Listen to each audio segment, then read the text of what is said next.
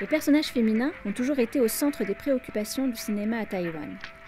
Objet de désir dans les années de la colonisation japonaise, elles deviennent dans le cinéma officiel des années 60 les métaphores d'un pays jeune, en formation et qui a besoin d'une figure paternelle pour se développer, à l'image de cette île, nouvelle république de Chine qui doit triompher des communistes sous l'égide du Parti nationaliste chinois, le KMT. Dans les années 60, le Studio national lance le mouvement du cinéma de réalisme sain qui se fera le chantre de ce genre de discours. Dans Beautiful Duckling de Li Xing, le réalisateur va même jusqu'à mettre en scène l'amour filial comme une scène d'amour classique, coucher de soleil, musique dramatique et une jeune fille qui préfère délaisser son amoureux pour son père. Cette scène emblématique du cinéma officiel en mandarin, image d'un confucianisme exacerbé, n'est que l'un des nombreux exemples de personnages de jeunes femmes soumises, ou si elles sont rebelles, rapidement remises dans le rang, exemple de sacrifices acceptés. Or, du côté du cinéma en taïwanais non officiel, on cultive le mauvais genre féminin. Des filles, souvent à voix grave, qui mettent leur amour avant la famille et qui mènent leur partenaire masculin par le bout du nez. Physiquement même, les actrices diffèrent. Et l'exemple de Mu Hong est assez frappant. Cette actrice du cinéma en mandarin a un corps qui embarrasse les réalisateurs. Sa sensualité et sa présence écrasent ses partenaires. Seul Pan Lei saura vraiment mettre en valeur sa présence charnelle.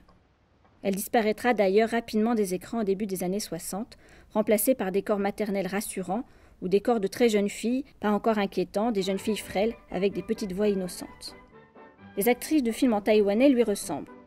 Elles ont une présence physique bien plus visible, elles dominent souvent leurs partenaires et renversent les représentations de genre. On pense évidemment aux héroïnes de Wuxia, comme les 3 actrices qui jouent les Phoenix Sisters. Ces 3 guerrières suivent évidemment la tradition des femmes soldats que l'on retrouve dans les histoires traditionnelles chinoises et en particulier dans l'opéra du Sud où les jeunes premiers sont incarnés par des femmes. Mais au-delà de ces figures classiques, les 3 jeunes femmes se battent pour venger leurs parents, que l'on retrouve chez King Hu, il y a un véritable renversement des représentations dans le cinéma en taïwanais. L'une des actrices des Phoenix Sisters, Liu Qing, une ancienne chanteuse d'opéra où elle incarnait les jeunes hommes, se fera la spécialiste des rôles forts. Elle peut être aussi bien l'agent secret 007 qu'une vengeresse habillée en chat cyclope. De même, Bai Hong, à l'apparence fragile, cache un génie de la dissimulation et de la lutte anti-japonaise dans The Best Secret Agent. Elle lance d'ailleurs la mode de ces super espionnes avec des engins et des repères de plus en plus improbables tout au long des années 60, la plupart du temps apparaissant moulées dans des vêtements noirs qui rappellent l'intrépide Irma Veb. Et on ne compte plus les déclinaisons en vengeresse, en reine des îles en bikini et autres variations des Wonder Woman qui éclipsent leurs partenaires masculins. Mais les femmes fortes ne se trouvent pas seulement dans les légendes et les films d'espionnage. Elles peuplent tous les films, mélodrames et comédies de cette décennie. Les femmes qui entourent l'élégant Monsieur Roux, aussi bien son épouse, ses maîtresses que les femmes qu'il désire, lui tiennent tête et se laissent rarement prendre à ses manigances.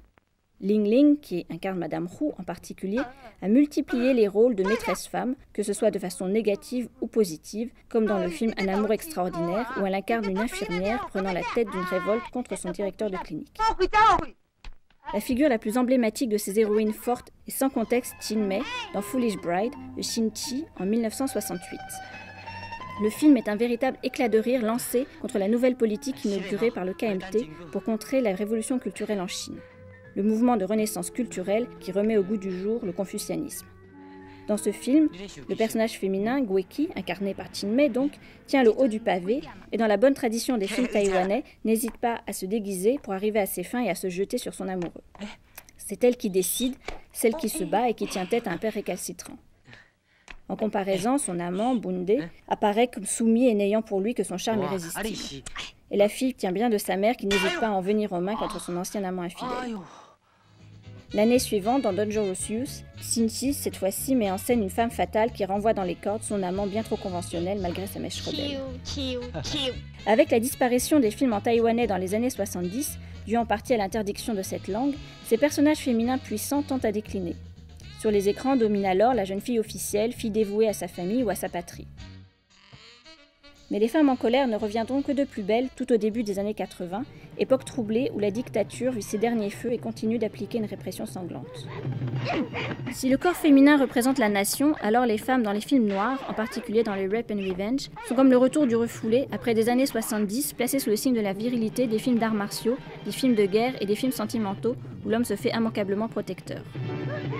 Les corps blessés et violentés mus par une volonté vengeresse, incarnée en particulier par Liu Xiaofen dans Lady Avenger de la réalisatrice Yang Tia-eun, sont à la fois le signe du féminisme qui gagne la société taïwanaise, mais aussi le symbole d'un peuple qui, après des années de dictature, se relève, résiste et demande des comptes au pouvoir en place depuis plus de 30 ans sur les sombres années de la terreur blanche, ses massacres, ses exécutions et ses emprisonnements arbitraires. Il y a même une certaine ironie dans ces films à se référer au Japon. Liu Xiaofen tue l'un de ses agresseurs avec un sabre japonais, comme si l'héritage colonial, si présent tout au long des années 60 dans les films de mauvais genre en taïwanais, n'en finissait pas de surgir et de s'affirmer comme une composante de la culture taïwanaise contre une culture chinoise que l'on a tenté d'imposer depuis des décennies. Les femmes fortes de mauvais genre par rapport à l'idéal d'effacement de la femme confucéenne est l'une des marques de ce cinéma, insolent, résistant, résilient.